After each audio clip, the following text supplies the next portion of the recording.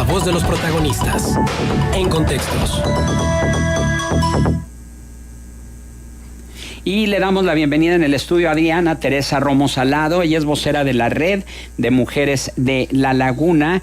Adriana, bienvenida. Muy buenos días. Gracias, buenos días. Bueno, pues para comentar al auditorio sobre la llegada del grupo de trabajo del Instituto de las Mujeres para la revisión de la alerta de género en Torreón, pero si pudiéramos dar un contexto al auditorio de Contextos, cómo surge esta idea y de la reticencia que hay en algunas autoridades para poder emitir esta alerta de género. Sí, bueno, así muy brevemente, ¿verdad? Pues entender que la alerta de género pues es un mecanismo que está contemplado en la Ley General de Acceso de las Mujeres a una vida libre de violencia. Es un mecanismo al que puede recurrir la sociedad civil o las organizaciones de derechos humanos cuando en alguna parte del territorio, sea una ciudad, un estado, una región, se percibe un contexto de violencia feminicida, ¿verdad? Llegando, bueno, a su máxima expresión, que son los feminicidios, aunque no es el único motivo.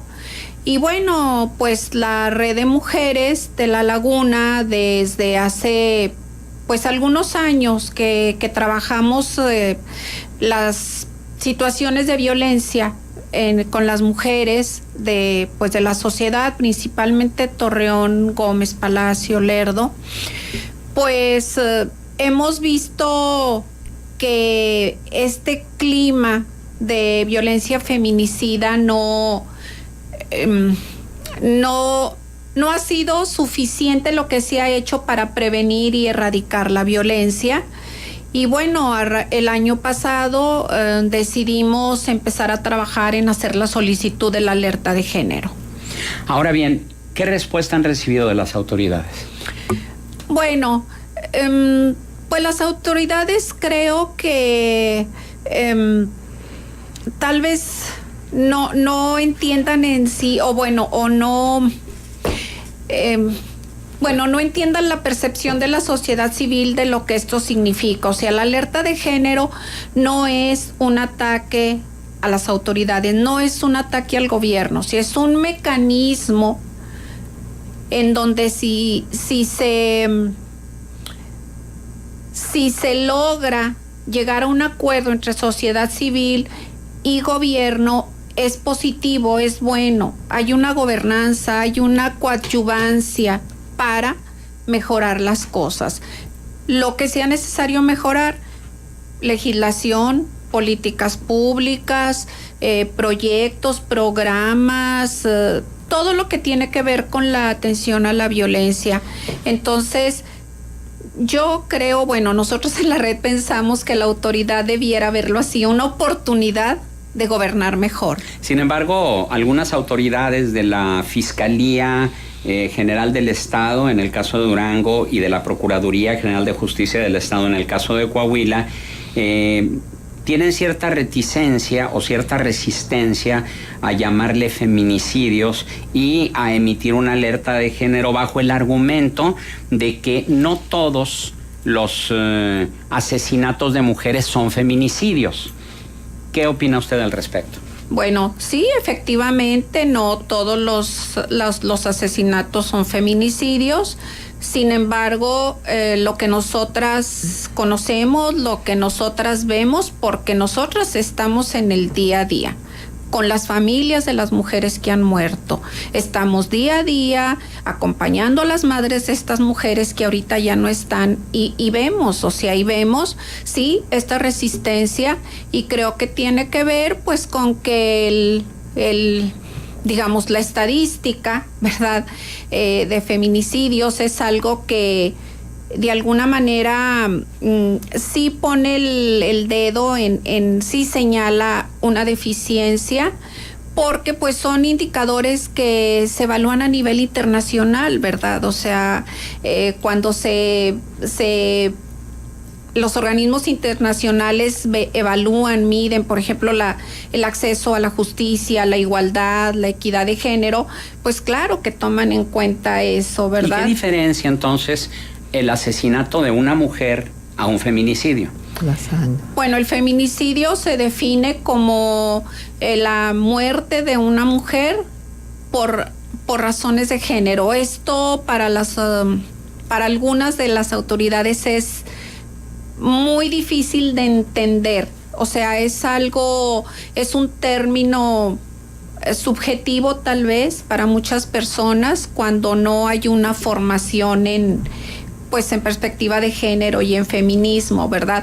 ¿Podríamos establecer algún ejemplo de un asesinato de mujer y un feminicidio? La hazaña, ¿no? La hazaña con la que se comete. Bueno, sí, los códigos penales, tanto el federal como en los estados donde está este delito, sí señalan algunas características, ¿verdad? Pero en términos generales creemos que tiene que ver o lo que para nosotras y otros grupos de mujeres determina o nos da el indicativo de que es cuestiones de género es cuando sobre todo se sabe o se conoce que hay ciertos antecedentes de violencia, ¿verdad? Si es al interior de la familia. Tiene que ver con la manera en cómo el cuerpo es dejado, abandonado, expuesto muchas veces. Cuando se habla de razones de género tiene que ver con esta idea introyectada a nivel social y cultural, en donde se cosifica el cuerpo de la mujer. Déjame ponerle un ejemplo.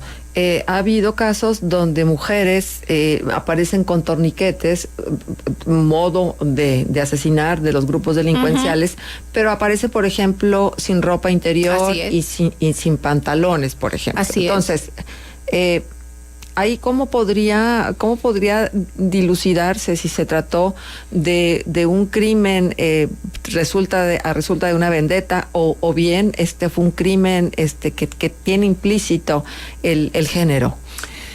Para nosotras y para organismos de derechos humanos, ¿verdad? Sí, no negamos que pueden ser asesinatos por estos motivos, ¿sí?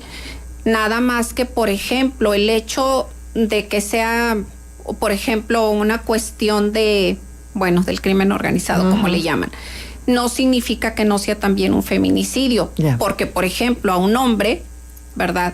Muchas veces, por ejemplo, en este tipo de asesinatos se ve que hay, por ejemplo, alguna lesión, por ejemplo, en senos o en órganos genitales, ¿verdad? Y, por ejemplo, en los hombres no es tan común. Bien. O que haya algún indicio de ataque sexual, ¿sí? Cuando en los hombres esto no es tan común. Entonces, sí pensamos que tendría que señalarse como un feminicidio, ¿verdad? Donde más encontramos resistencias es cuando es por ejemplo al interior de una familia, sobre todo en cuestiones de pareja, porque inmediatamente la respuesta de las autoridades es que es un crimen pasional, es algo de ellos, se estaban divorciando, etcétera, ¿verdad? ¿Por qué es importante la llegada del grupo de trabajo de Mujeres para la revisión de la alerta de género en Torreón y qué esperan ustedes como Red de Mujeres de la Laguna? Es importante, es el siguiente paso a que es aceptada nuestra solicitud en un documento en donde nosotras argumentamos por qué la estamos solicitando. Este grupo de trabajo de expertos viene al lugar donde se solicita para hacer una investigación más a fondo, más profesional. Entrevistan a organizaciones de la sociedad civil, entrevistan a veces a víctimas indirectas, entrevistan a autoridades, legisladores tanto municipales como estatales. Después de que ellos terminan esto, ¿verdad? Que lleva algunas semanas, se hacen un documento con recomendaciones para mejorar o subsanar lo que ellos detectan que hace falta. Y nosotras creemos que ese momento es la gran oportunidad para que tanto autoridades como sociedad civil nos pongamos a trabajar para subsanar eso. Cuando no son aceptadas las recomendaciones o no se cumplen en el tiempo estipulado, es entonces que se declara la alerta de género y entonces ya no son recomendaciones, ya es obligatorio. Nosotras como Red de Mujeres quisiéramos y esperamos que no llegue a decretarse la alerta, es decir, que en esta etapa seamos capaces, junto con las autoridades, de revisar lo que hace falta, convocar a la ciudadanía a que estén pendientes, a que le den seguimiento, ¿verdad?, a estas recomendaciones que hace el grupo de expertos. La violencia feminicida no es nada más un problema de mujeres, claro, es un problema social. Ya que están obligadas las autoridades cuando se emite una alerta de género, ¿cuál es la diferencia entre la responsabilidad de una autoridad sin y con alerta de género? Bueno, que como digo, ¿verdad?, que en esta primera etapa se hacen recomendaciones, sí, ¿verdad? Es decir, pues vemos que hace falta esto, a lo mejor tiene que modificarse alguna legislación, a lo mejor tiene que modificarse algún programa que haya, ¿verdad?, alguna política pública. Y si no se bueno, si el Ejecutivo las acepta y dice, bueno, está bien, ok, recibo las recomendaciones que me están haciendo, vamos a trabajar.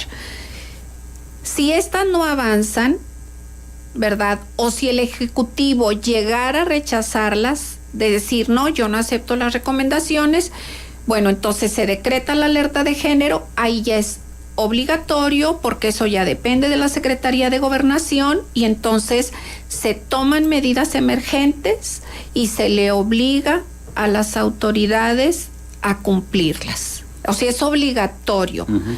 Bueno, claro, eso implica, ¿verdad?, pues mayor problema en cuanto a, pues al trabajo en sí, a lo operativo, ¿verdad? Sí. Y esto puede traer como consecuencia, digamos, una especie de revancha de las autoridades por decir, si tú me estás presionando, pues entonces yo voy a actuar en contraparte. Hasta lo que nosotros conocemos de otros lugares donde se ha decretado la alerta de género, sí, generalmente se ha aceptado, ya sea en una etapa o en la otra, ¿verdad? Porque pues el no aceptar la verdad, pues ya trae otro tipo de implicaciones. Claro. Ya pues hay responsabilidades, hay cuestiones de revisar presupuestos y todo eso, ¿verdad? Muy bien, Adriana Teresa Romo Salado, vocera de la Red de Mujeres de La Laguna. Estaremos al pendiente de esta llegada del grupo de trabajo de mujeres, cuáles van a ser sus resultados y le daremos seguimiento. Gracias por su presencia. Gracias a ustedes. Buenos días.